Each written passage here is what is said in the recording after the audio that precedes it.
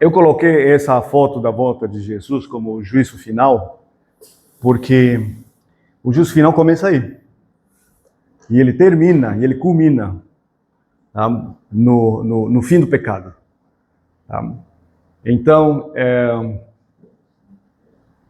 e quando eu estava usando essa foto, eu me lembrei da notícia que a gente recebeu o sábado passado. Tá? Então, o que eu falei, né? Eu tenho a minha mãe que já foi, a minha sogra que já foi também. Tem muita gente que está indo. Amigos meus, hoje, mês passado, mês retrasado, nós descobrimos que amigos nossos da nossa sala de aula também já foram. Já foi e outros tá mal também. Bom, é isso que nós chamamos de normal dentro do nosso mundo que nós vivemos. E esse mundo normal, tá, é o que aparece aqui. Tá? Só que ele não é normal para o universo de Deus. Eu estou falando sobre as pessoas que já se foram, os nossos amigos que já se foram. O normal, desde a escola, nós aprendemos que o mundo, que a vida do ser humano é nascer, crescer, se reproduzir e morrer. Esse é o fim de todos. Esse é o mundo naturalista, essa é a conclusão do mundo natural. Só que ela não é normal para o mundo de Deus, e quando nós encontramos, estudamos a Bíblia, vemos que o normal de Deus é Deus criar, as pessoas crescerem, se reproduzirem e viverem para sempre. Esse é o normal de Deus. Com a entrada do pecado, o normal ficou isso que conhecemos. Então, as pessoas já nascem mergulhados neste mundo cheio de maldades, dessas coisas que conhecemos, e muitos vão embora desse jeito também. Tá? Mas Deus nos oferece algo que está além desse mundo normal. Muitas pessoas de ciência e pessoas racionais, não faz sentido aquilo.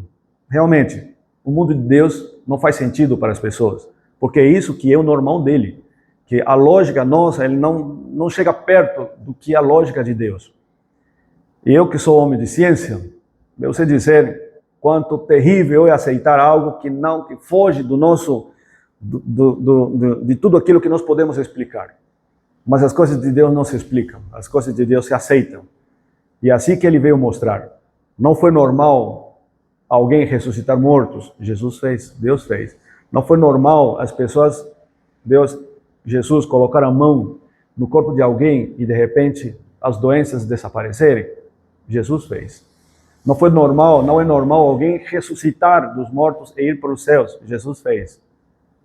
Como não vai ser normal a volta dele, que muita gente está negando isso. E ele vai voltar, nós sabemos disso. Essa é a realidade com a qual nós vivemos, essa é a realidade que nós estamos pregando. Porque Deus já se mostrou real, verdadeiro, e é isso que nós estamos fazendo. Só que para nós irmos para onde ele está, existe um protocolo a seguir. E esse protocolo está dentro do santuário.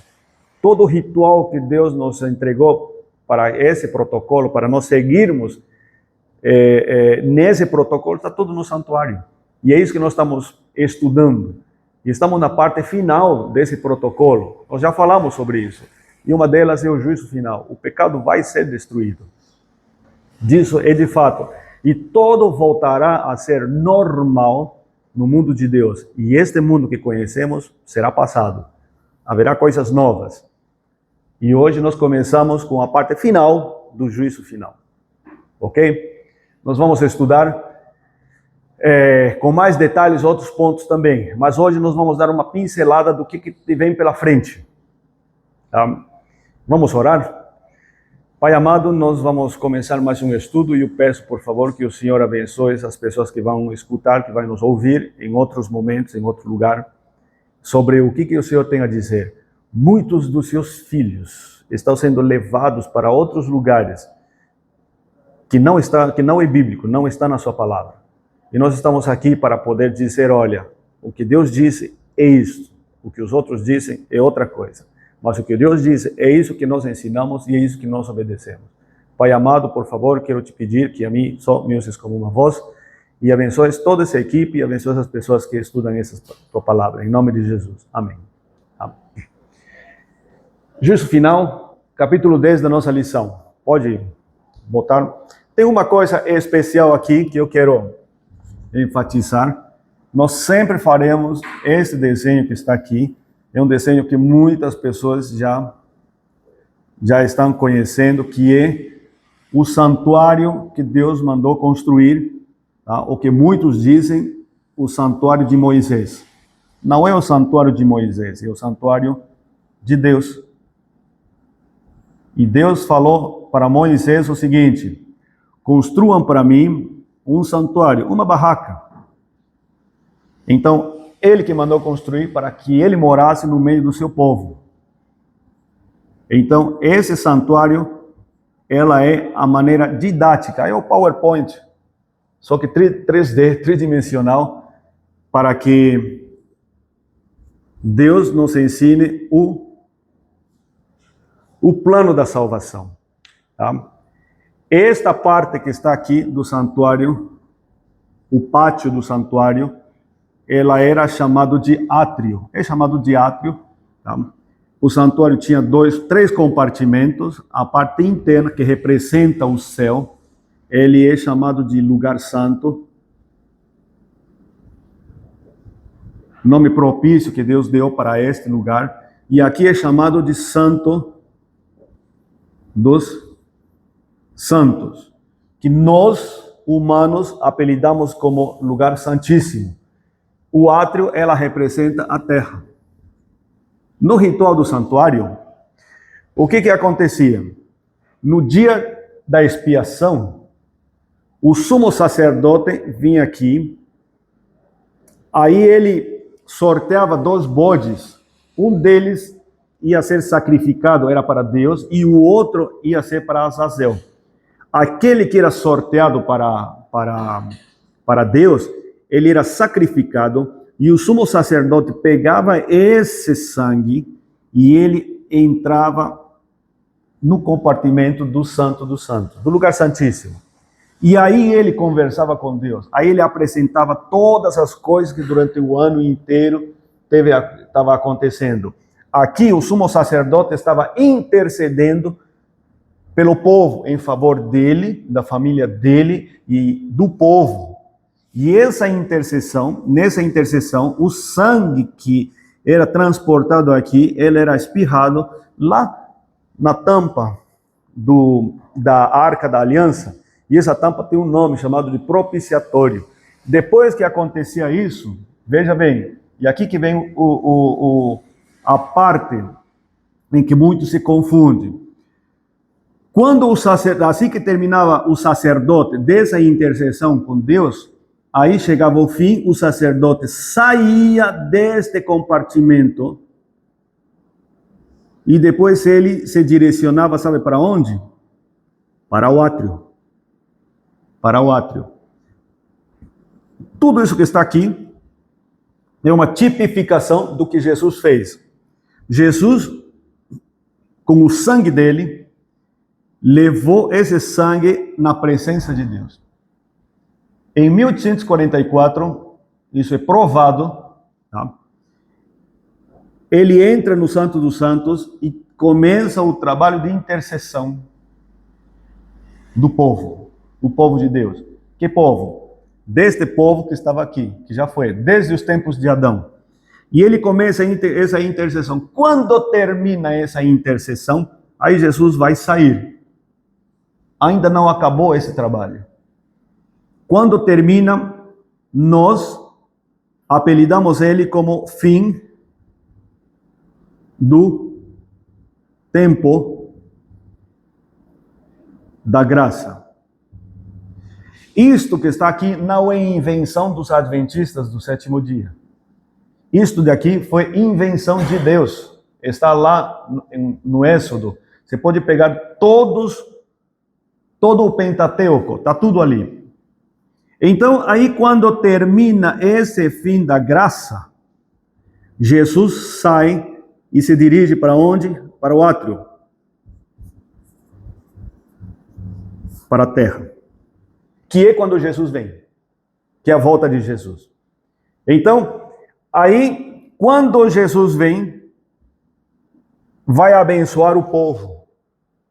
E aí o sumo sacerdote, lá no passado, o que fazia? O sumo sacerdote vinha e aí colocava as mãos em cima da cabeça do bode dedicado, que representava a Azazel. E aí, simbolicamente, era transferido todos os pecados de todo o ano do povo que foi levado para cá, e que Deus perdoou esses pecados. E aí, simbolicamente, todos esses pecados eram transferidos para Azazel, para o bode, para Azazel. E aí, esse bode era levado para o deserto. E lá ele morria. Tudo isso aí é tipificação do que vai acontecer.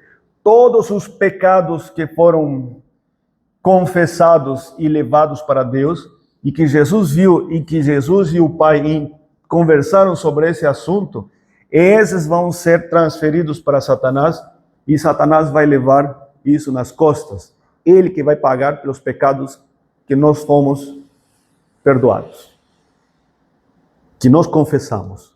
Se nós não confessarmos o nosso pecado, esse pecado vai ficar conosco. Então, se confessarmos e fomos perdoados, e Deus vai perdoar, aí esse vai para Satanás. Então, eu estarei livre de culpa. Por quê? Porque o pecado que eu cometi não está mais comigo, está com Azazel.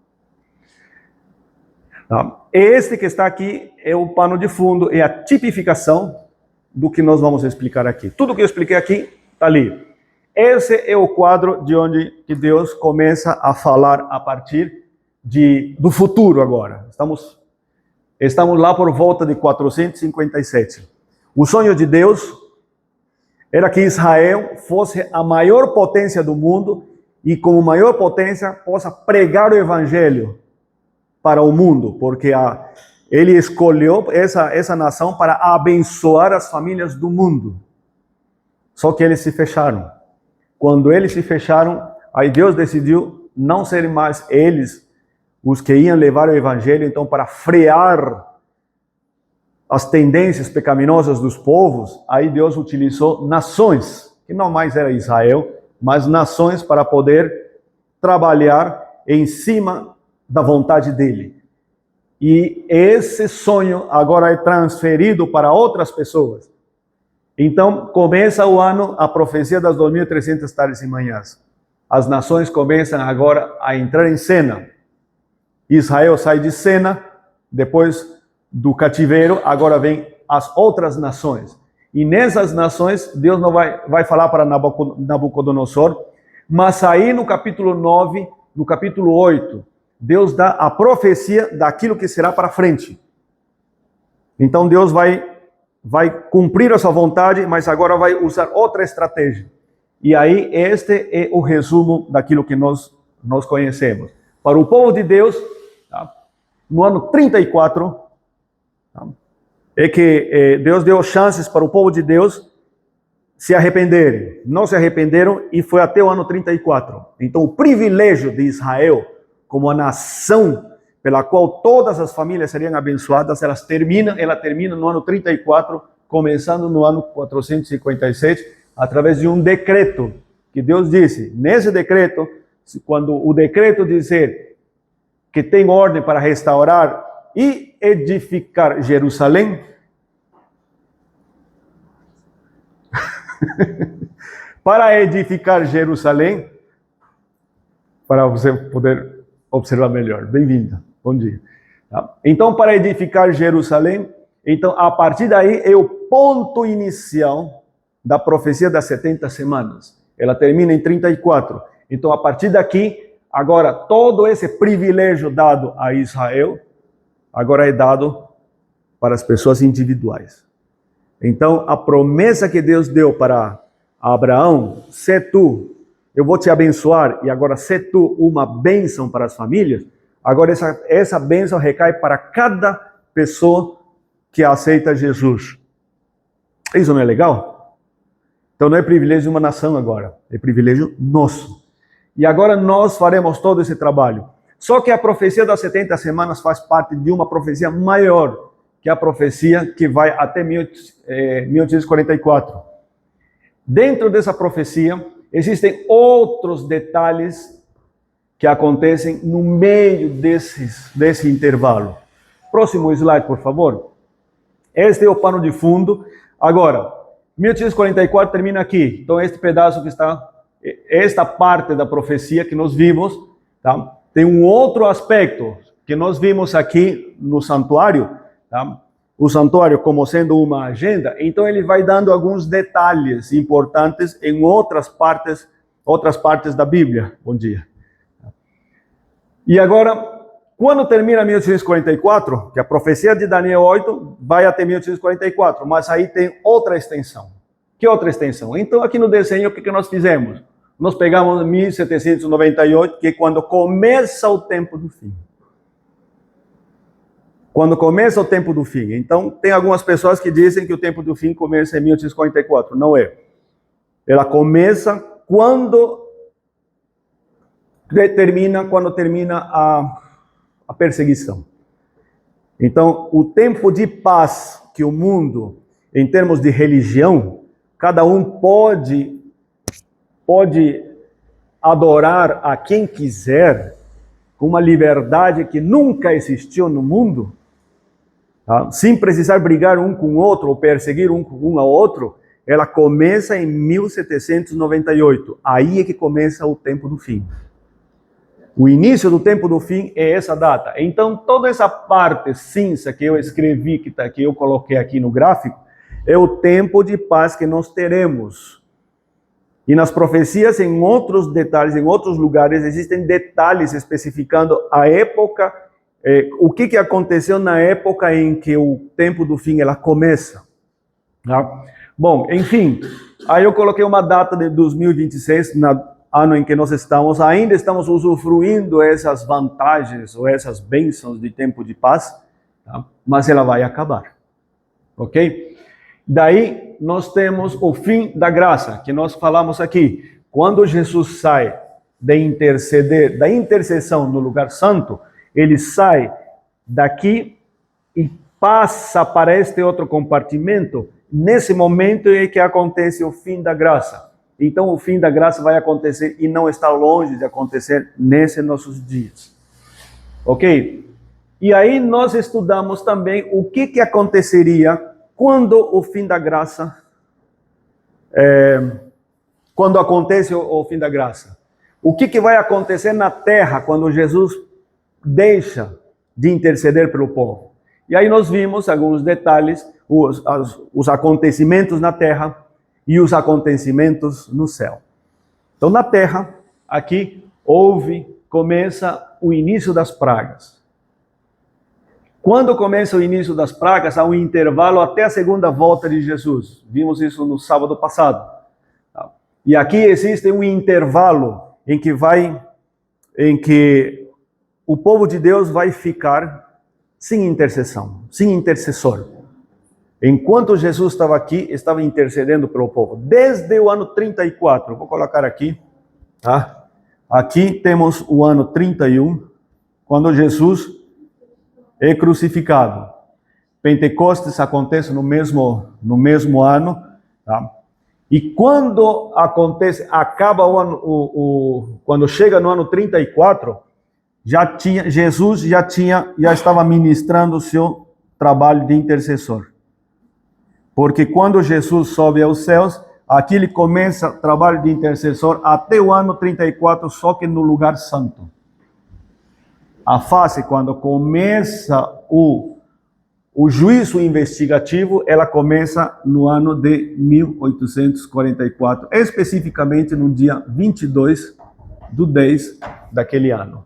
Tá? E aí, quando Jesus sai daqui, nós não sabemos mais quando que ele vai sair. Vai acontecer esses pontos. Então, o início das pragas, ela marca o início do tempo de angústia, que os filhos de Deus irão passar. O povo de Deus, aliás, a Bíblia chama ao povo de Deus que passa sobre este período, ele chama como a angústia de Jacó. Isso está no livro de Jeremias. Vimos isso no sábado passado. Esse povo que passa por todos esses perrengues, que todas essas angústias, serão perseguidos, Tá? Ao mesmo tempo que eles são perseguidos, estão passando pelas pragas. Essas pragas são para os ímpios, aqueles que rejeitaram o povo de Deus, as mensagens de Deus. Mas aqui, o povo de Deus, nessas pragas, elas não serão atingidas. Tudo isso aqui faz parte de uma introdução ainda. E este povo de Deus, quando Jesus voltar, ela estará em pé, e ela, então, aí, o que vai acontecer? Ela nos tempos de Israel, existiam várias festas. A última festa do ano, o feriado que eles tinham, era a festa das barracas. Tá? Festa das barracas. Essa festa vai acontecer, a realidade dessa festa, o que ela representava, ela vai acontecer na volta de Jesus, quando a multidão levanta suas folhas de palmeiras, dizendo: esse é o nosso Deus, nós estamos aqui.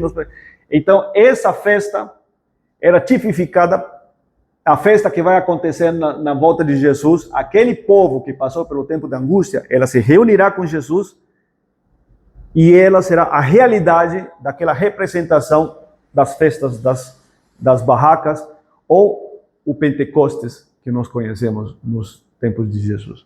Ok? Então, volta de Jesus. E a partir daqui será o nosso estudo de hoje. Este aqui foi o resumo.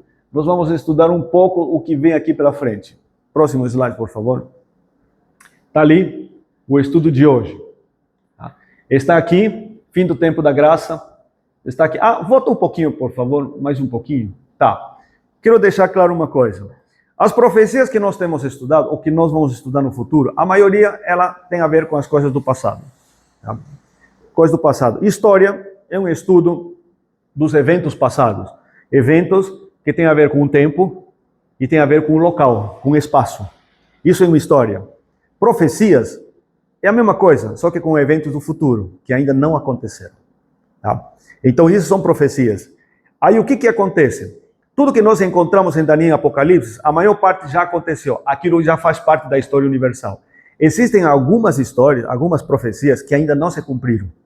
Por exemplo, quando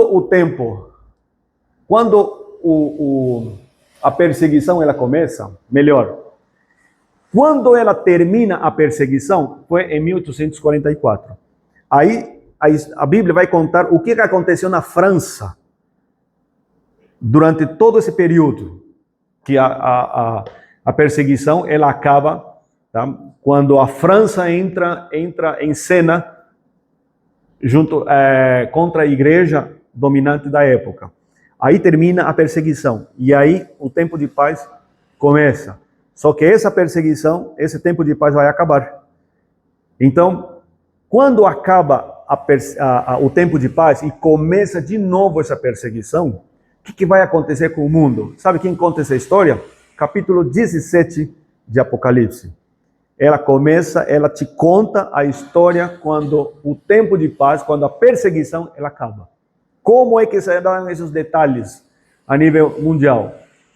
Quando eu descobri essas histórias que ainda não aconteceram, essas profecias, eu gostava muito de política e ficava me posicionando entre meu viés ideológico e saía em brigas até emocionadas com algumas pessoas, amigos meus,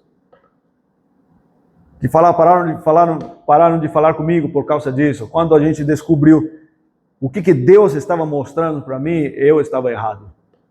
E eu peço até desculpas e perdão por isso, porque meu viés ideológico é daquele movimento que Jesus começou.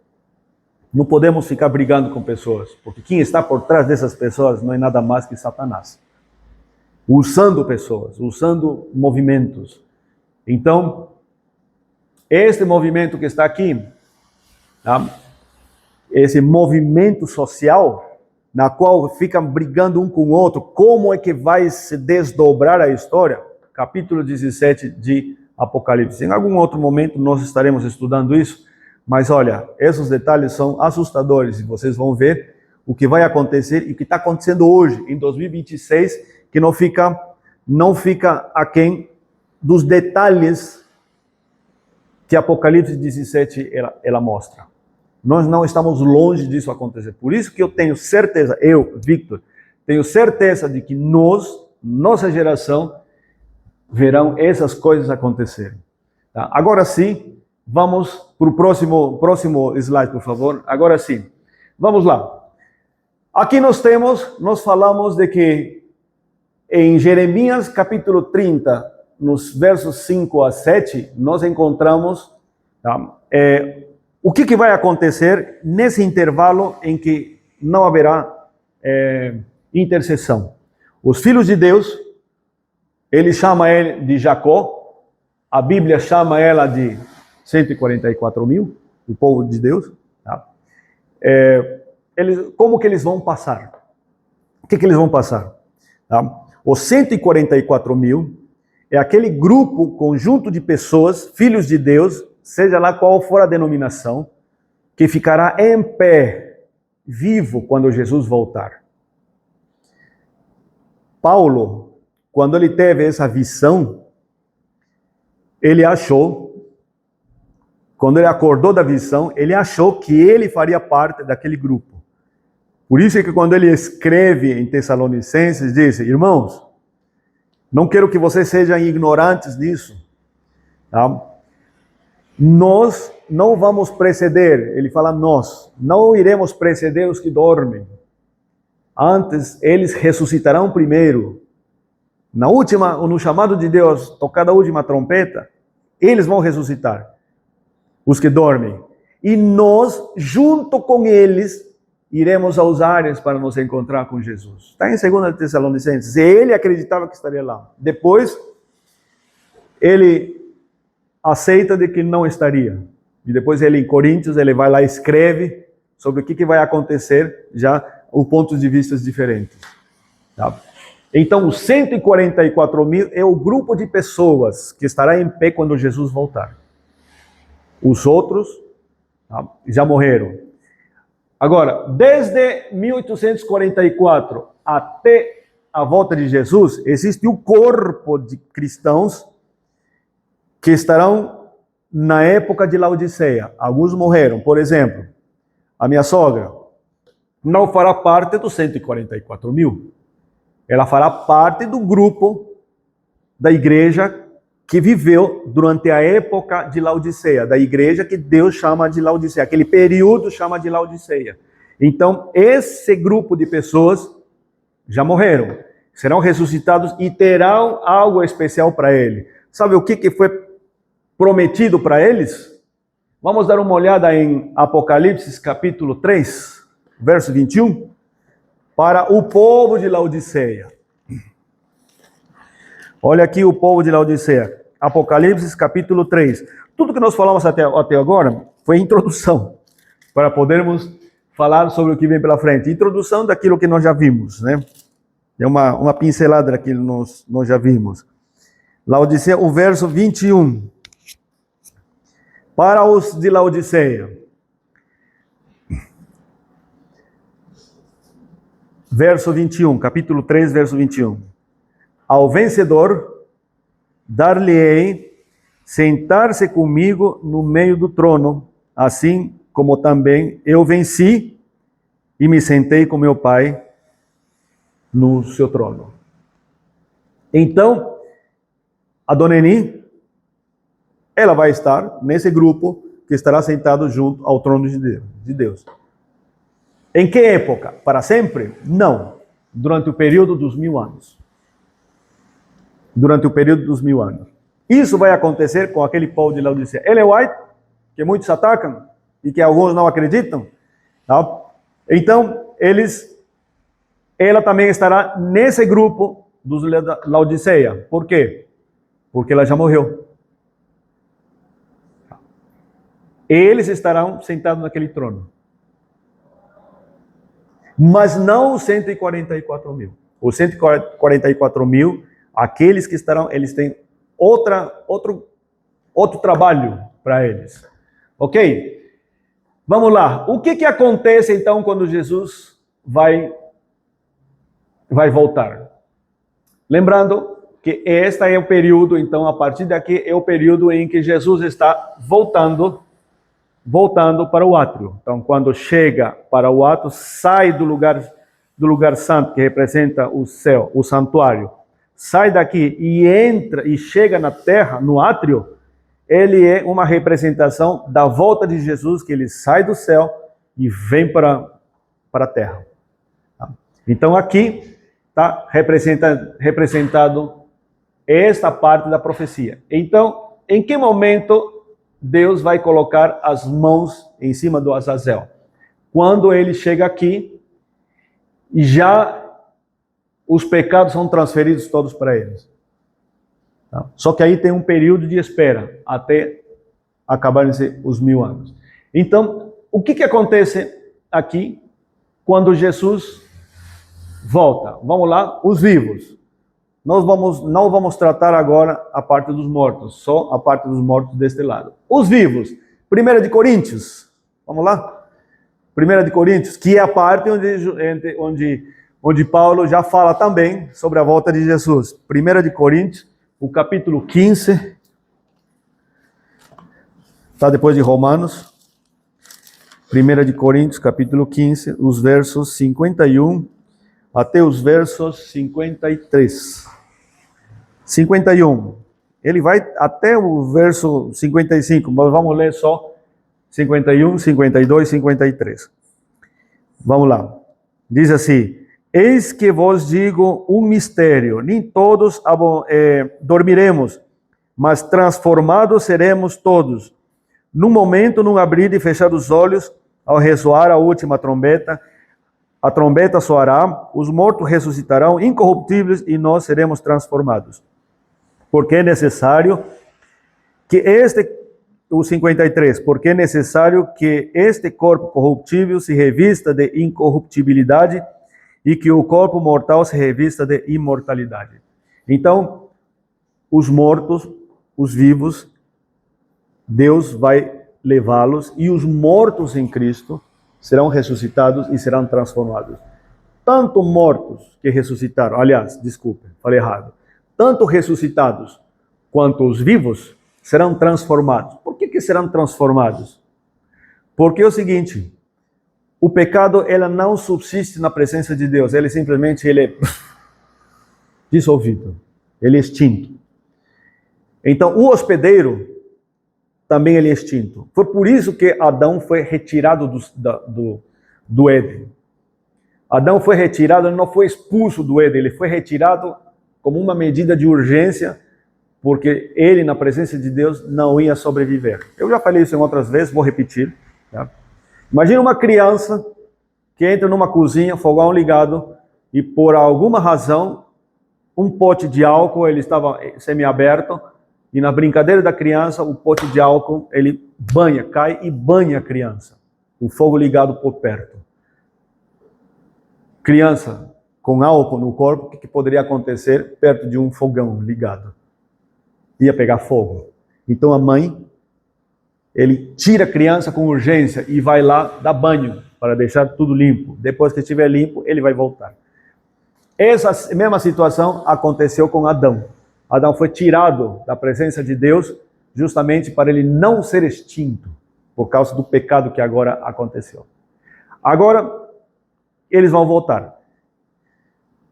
Deus vai transformar essas pessoas para que o pecado não mais faça parte da vida deles. Assim, o ser humano transformado pode estar na presença de um santo, da glória de Deus. Agora sim, nós poderemos ver a face de Deus. Porque enquanto não há transformação, seremos mortais. E o mortal, Deus falou para Moisés, nenhum mortal pode ver a face de Deus e sobreviver. E é assim que vai acontecer. Agora eles são transformados para que eles possam ver a face de Deus. O que acontece com os outros? Não serão transformados. É isso que acontece na descrição de 1 de Coríntios. Vamos lá em 2 de Tessalonicenses 2:8, tá? Que nós falamos também. 2 de Tessalonicenses, o que acontece também? 2 de Tessalonicenses.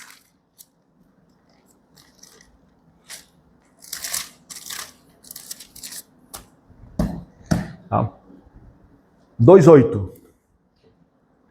Achou, né? Posso te ajudar? Aqui, ó. Um pouquinho mais para cá. Colossenses, aqui, ó. Depois, aqui, ó. Segunda de Tessalonicenses 2:8. Diz assim: então será de fato revelado o iníquo, a quem o Senhor Jesus matará com o sopro de sua boca e o destruirá pela manifestação de sua vida. De que está falando esse iníquo? Quem que é o iníquo? Aquele personagem, tá, que se assenta no trono de Deus, se fazendo-se passar por Deus, lá no templo de Deus. Tá? Então, naquele dia, ninguém toca nele durante todo esse período, vai fazer o que ele quiser. Mas Deus tomou birra daquele personagem, porque esse personagem trouxe outro evangelho e pegou as pessoas e, em vez de direcioná-las para Deus, direcionou para a destruição. Ele é responsável pela perdição de muitas pessoas. Então, ninguém toca nele. Ele que vai resolver essa questão. Então, nesse dia que ele voltar, esse iníquo também será destruído. Então, os vivos dos vivos, os que serão salvos, serão transformados e serão levados para Deus. O que acontece com o iníquo será destruído. Nós já estudaremos a parte do iníquo com mais detalhes em outro momento. Tá? O que mais vai acontecer quando Jesus voltar? Apocalipse 20, versos 1 e 2. Apocalipse, capítulo 20, versos 1 e 2. Tá? Existem muitos detalhes nas profecias, na palavra de Deus, tantos detalhes que ainda Jesus vai voltar e nós não teremos acabado tantos assuntos para ver. Tá? Nas profecias, por exemplo, de Apocalipse, existem muitos símbolos e cada símbolo tem um universo de detalhes, assim, conectando com outras simbologias. Isso daí leva tempo. Para pegar apenas um ou dois símbolos aqui, nós podemos passar a manhã toda e ainda não terá acabado.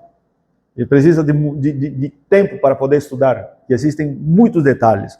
Tá? O verso 1 e o 2. Então vi descer do céu um anjo. Ele tinha na mão a chave do abismo e uma grande corrente. Ele segurou o dragão, a antiga serpente, que é o diabo, Satanás, e o prendeu por 1000 anos. O que acontece quando Jesus volta? Satanás é preso. Como que ele vai ser preso? Outro detalhe. Mas aqui, 3 pontos principais. Os que serão salvos são transformados, ressuscitados, e os vivos, junto os dois, são transformados, levados para Deus. Aqui, o iníquo, ele é morto pela presença de Deus. E Satanás, ele é preso. Como que ele será preso? Vamos ver então o que acontece durante os 1000 anos. Aqui marca, a segunda vinda de Jesus marca o início dos 1000 anos. A partir daqui, vai ter contagem de 1000 anos. 1000 anos nossos, na nossa contagem. Ok? Então, o que acontece na terra? O que acontece no céu? Vamos lá primeiro na terra. O que acontece na terra? Vamos lá em Jeremias capítulo 4. Jeremias capítulo 4.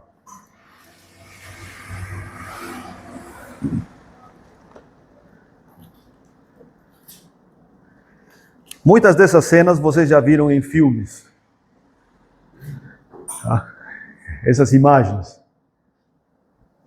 Há tanta mentira pairando por lá fora no mundo religioso que totalmente errado do que a descrição que nós temos aqui. Tá? Jeremias capítulo 4, achou, né? 23 até o 27. Vamos lá.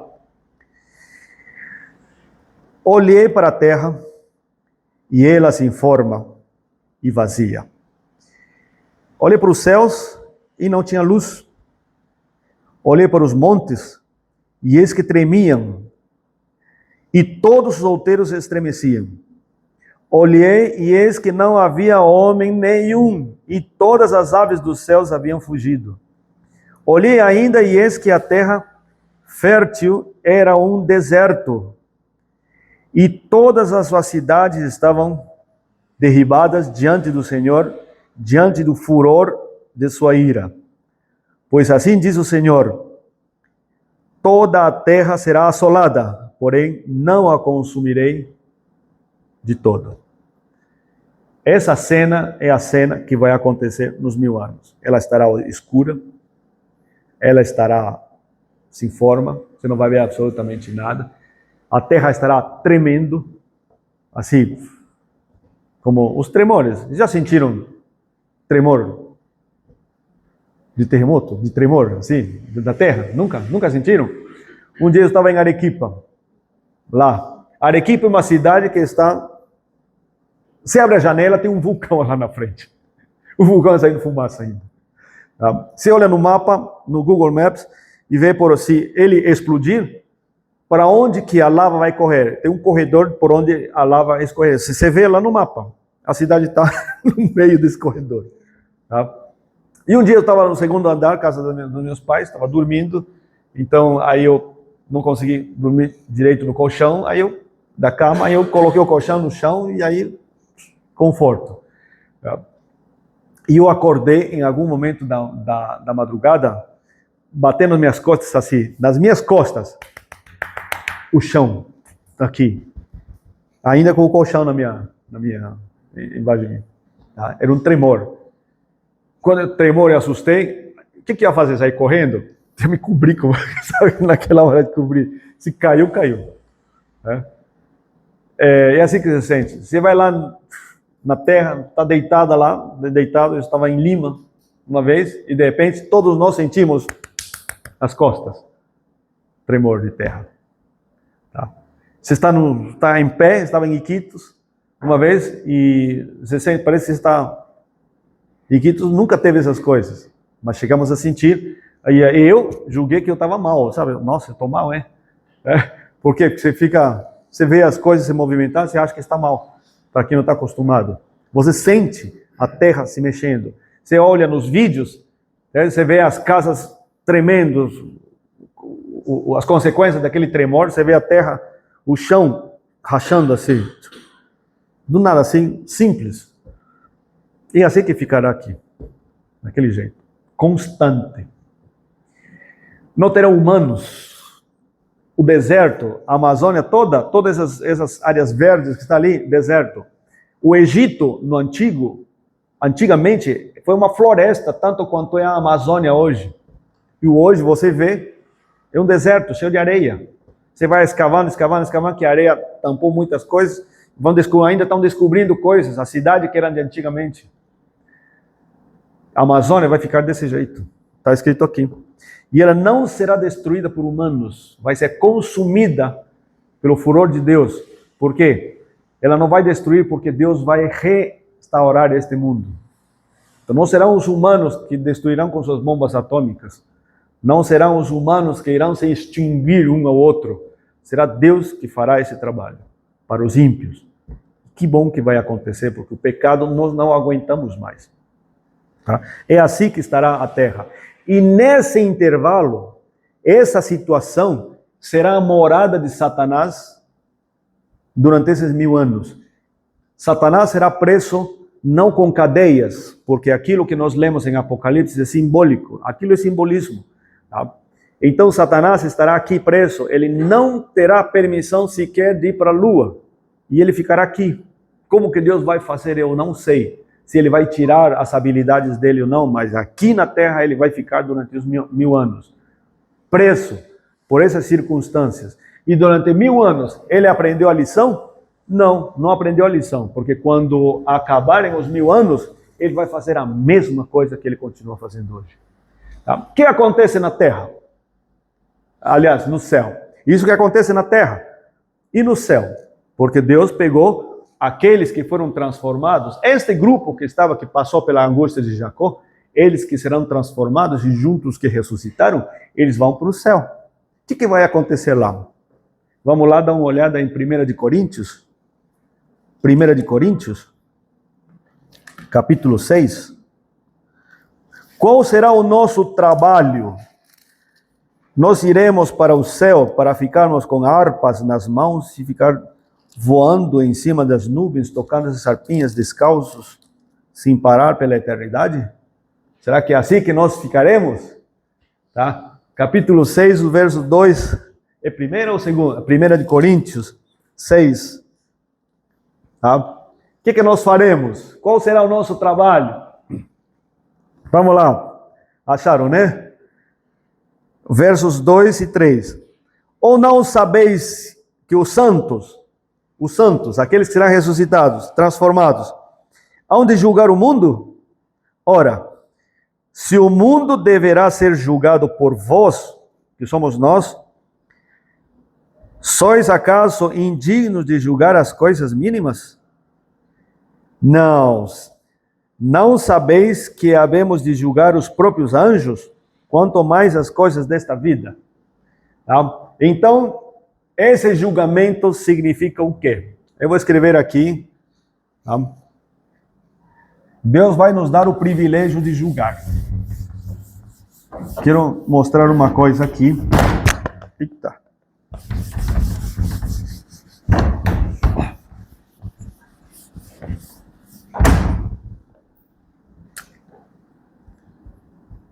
Ímpios. Os ímpios são as pessoas, todas as pessoas, o conjunto de pessoas que rejeitaram tudo que Deus tem para eles. E como eles rejeitaram e perderam todo esse privilégio, tudo isso que Deus deu para eles, então eles são chamados de ímpios. Então tem dois grupos, os ímpios e os santos. Os santos são os que serão salvos, e os ímpios são os que rejeitaram a Deus. Os ímpios, anjos, e eu vou separar aqui Satanás, tá? Vou chamar de Satanás, tá? Mas em vários lugares nós encontramos Lúcifer. Lúcifer não é o nome de Satanás. Não existe o nome Lúcifer na Bíblia. Existe Satanás, tá?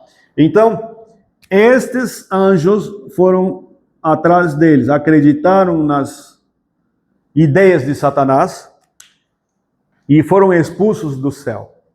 Estes, junto com estes ímpios que não quiseram saber, todo este bolo que está aqui, este conjunto, eles serão julgados. Eles serão julgados. Por quem? Pelos santos. Está escrito aqui que os santos não irão para passeio. Não serão 1000 anos de diversão. Serão 1000 anos de trabalho, que nós estaremos julgando ímpios, anjos e Satanás. Primeiro, eu vou querer saber por que certas pessoas que eu conheço não estarão lá. E aí essas pessoas, aí eu vou comprovar se Deus tinha razão com as decisões que ele tomou. Isso é chocante. Muitas igrejas não aceitam isso. Deus vai nos dar o direito de julgar até Deus, para saber se Deus errou na decisão dele ou não. Senhor, por que fulano de tal não estava ali? Então Deus vai me levar, os anjos vão me levar aos registros e vou ver, e eu estarei vendo tudo sobre essa pessoa. E eu vou comprovar se Deus tinha razão ou não na decisão dele. Haverão outras pessoas que estarão lá, chegarão lá e vão me olhar, vão me ver e vão dizer, o Vitor está aqui? E aí eles vão questionar, por que o Vitor está aqui? Eu conheço muito bem ele. E aí eles vão questionar para os anjos e para Deus, e aí eles vão mostrar, está aqui os registros do Vitor. E aí eles vão ver, olha, legal, eles vão chegar lá e vão me dar um abraço. E todos estarão fazendo a mesma coisa, desde Adão. Desde Adão. Ficarão julgando, comprovando se Deus estava certo ou não. Todos estarão fazendo a mesma coisa. E aí eu e você vai querer saber sobre Satanás e sobre os anjos. Então julgaremos eles também. Então nós veremos nos registros o que Deus, as chances que Deus deu para eles. as chances que Deus deu para ele.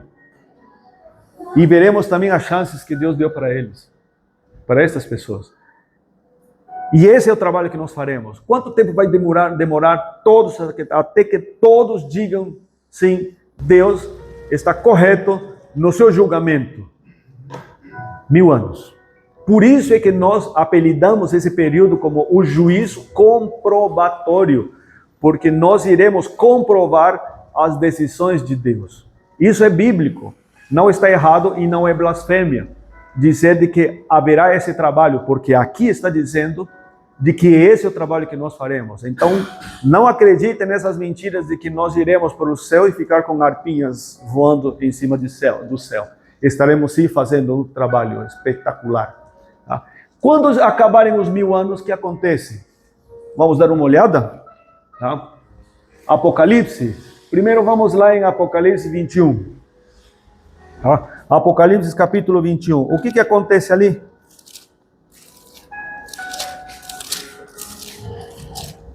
Apocalipse capítulo 21, os versos 9 a 11.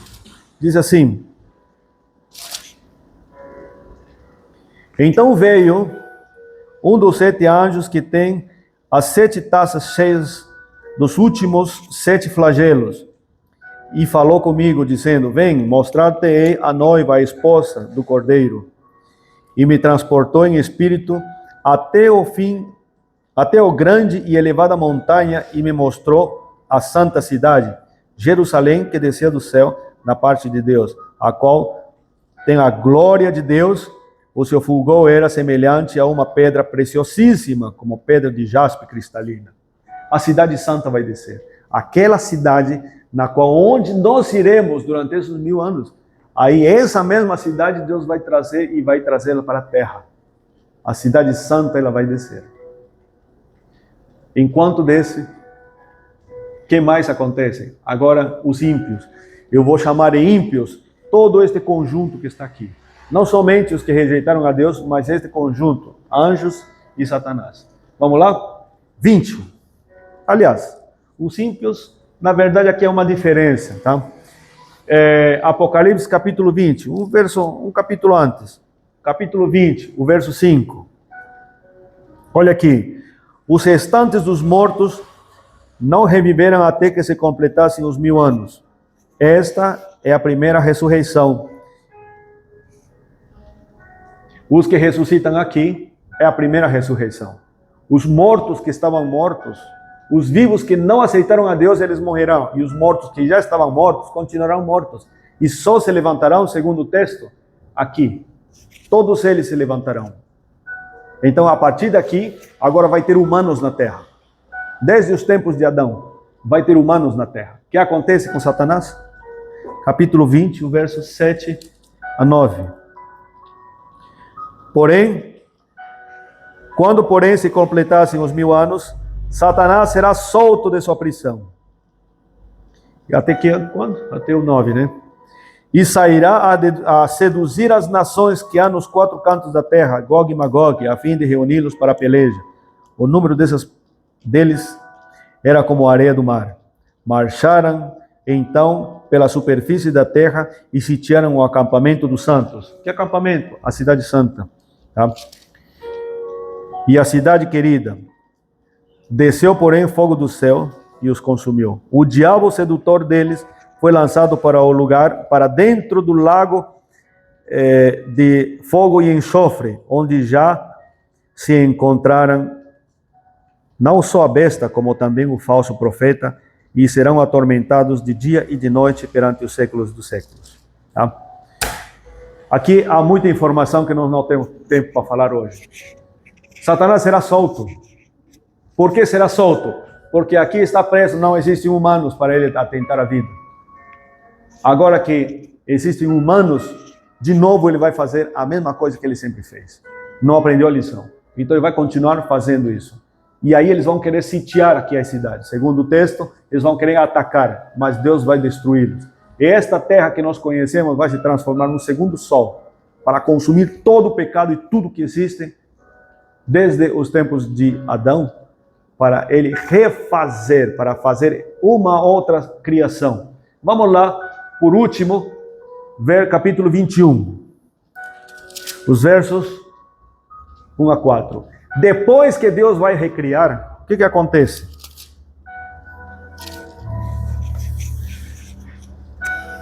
Vi novo céu e nova terra, pois o primeiro céu e a primeira terra passaram, e o mar já não existe. Vi também a cidade santa, a nova Jerusalém, que descia do céu da parte de Deus, ataviada como noiva adornada para o seu esposo. Porém, ouvi grande voz vinda do trono dizendo: Eis o tabernáculo de Deus como os homens. Deus habitará com eles, eles serão o povo de Deus, e Deus mesmo estará com eles. E lhes enxugará dos olhos toda lágrima, e a morte já não existe mais, já não existirá. Já não haverá luto, nem pranto, nem dor, porque as primeiras coisas passaram. Sabem o que são as primeiras coisas? Este mundo que nós conhecemos como mundo, que o mundo racional, o mundo natural nos ensinou de que as pessoas nascem, crescem, se reproduzem e morrem. Mas no mundo de Deus, as pessoas são criadas, se reproduzem e vivem para sempre. Este texto é o texto na qual nós abraçamos com tanto fervor e com tanta emoção, porque é a promessa que Deus nos deu. Esse é o mundo novo que Ele nos prometeu. As pessoas que se foram, nos abraçarão de novo. As pessoas que amamos estarão lá. A minha mãe estará lá. A minha avó estará lá. Eu sei que muitos entes queridos de vocês também. Tá? Que essa seja a esperança e a realidade com a qual vocês vivam hoje, para sempre, até Jesus voltar. Vamos orar?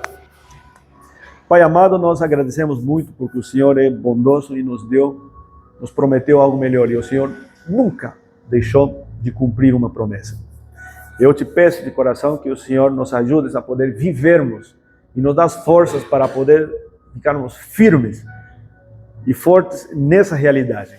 Por favor, que ajudes a que essa seja a nossa realidade a partir de hoje e não essa que nós vivemos no nosso dia a dia, correndo atrás de sobrevivência talvez, mas seja o Senhor o nosso foco para aquilo que nós passamos seja apenas corriqueiro e passageiro. Em nome de Jesus te peço. Amém, Senhor.